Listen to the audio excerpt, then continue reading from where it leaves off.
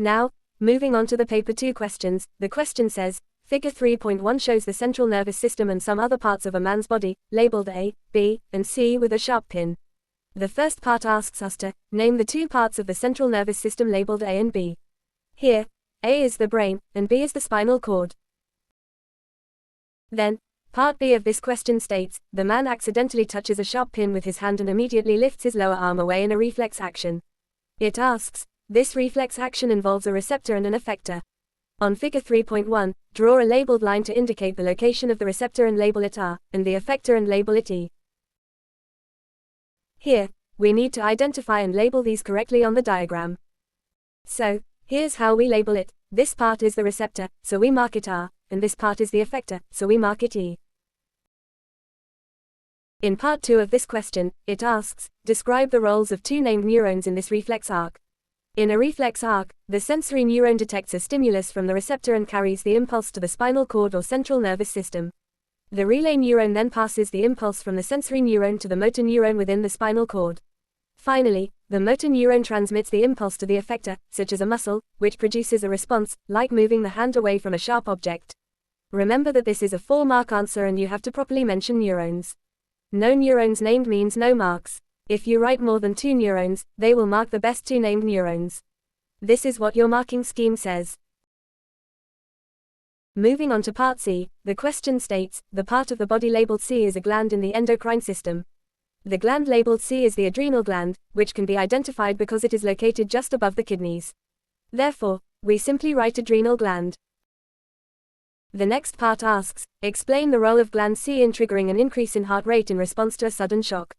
So we can write here, gland C produces a hormone called adrenaline, which is released into the blood. This hormone travels through the bloodstream and prepares the body for action, increasing activity levels and triggering a faster heart rate in response to a sudden shock. Moving on to another paper 2 question. Here they have given a graph, and first let's read the statement. It says, Figure 4.1 shows changes in the curved shape of the lens of a person's eye over time. A graph is shown, and the first part of question asks, during the period of time shown in Figure 4.1, the person carried out each of the following actions. P means read the words in a book. Q means read the time on a wall clock. R means looked out of a window at a bird high in the sky. Identify in what order the person carried out actions P, Q and R. Now they ask you to place the letters P, Q and R in the correct order below. So now this question is testing your understanding of accommodation, the process by which the eye changes the shape of the lens to focus on objects at different distances. To answer this, you need to relate the curvature of the lens shown on the y-axis with the distance of the object being viewed. When a person looks at near objects, the lens becomes thicker and more curved because more refraction is required to bend the light rays sharply onto the retina. When a person looks at distant objects, the lens becomes thinner and less curved because the light rays are almost parallel and require less refraction. Now, looking at the given actions, reading a book represents a near object, so the lens will be at its most curved state.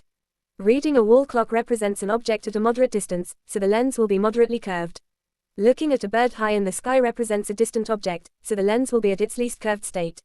When you carefully observe the graph, the first stage shows the lens at the highest point, meaning it is most curved, which indicates the person was reading a book, so this corresponds to P. After point H, the graph drops to the lowest point, showing the lens is least curved, which means the person was looking at a distant object, so this corresponds to R. Towards the end, the graph rises slightly to a medium level, showing the lens is moderately curved, which matches reading the time on a wall clock, so this corresponds to Q. So the final order, based on the graph's progression from start to finish, the correct order is P then R and then Q because the lens shape changes from most curved for near vision, to least curved for distant vision, and finally to a moderately curved shape for objects at an intermediate distance. In the next part, it says, at the time labeled H on Figure 4.1, the shape of the lens is changing. Outline, with reference to named structures in the eye, how this change happens. So here we will write, the ciliary muscles relax. As the ciliary muscles relax, the suspensory ligaments become tight and are pulled under tension. The tightening of the suspensory ligaments pulls on the lens, causing it to become thinner and less curved, which helps the eye adjust its focus.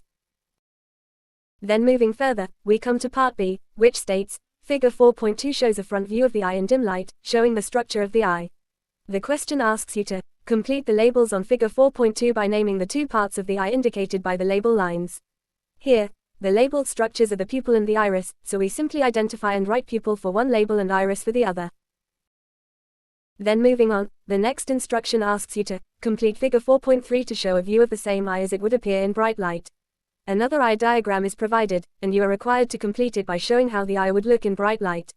To complete this, you simply draw the pupil smaller in diameter compared to the diagram shown in dim light, because the pupil constricts in bright light to reduce the amount of light entering the eye. Then in the following part, the question asks you to state the type of nervous response that takes place when the eye changes its appearance from that in figure 4.2 to that in figure 4.3.